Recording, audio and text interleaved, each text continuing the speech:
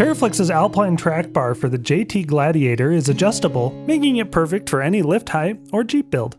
The heavy-duty reinforced track bar is unyielding with even the most excessive side-to-side forces. You can install the JT Alpine rear track bar with the wheels on the ground or when it is lifted in the air. Begin by removing the factory rear track bar.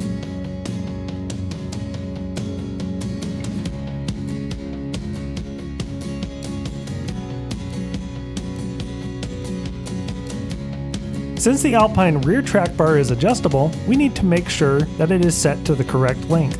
TeraFlex's rear axle track bar bracket is already installed, so the length can simply match the factory track bar. If you need to adjust the length once the track bar has been installed, follow the same process. However, you will not need to remove the track bar to adjust it.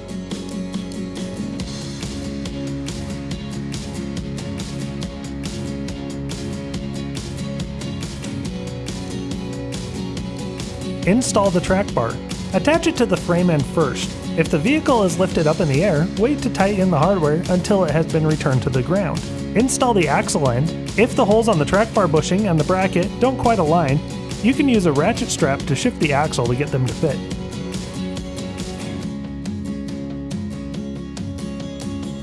Tighten the clamp bolts. Make sure you tighten evenly. These bolts clamp the adjusting mechanism, preventing it from turning.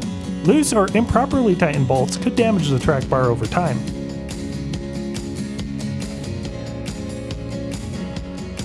Return the vehicle to the ground and tighten the track bar hardware.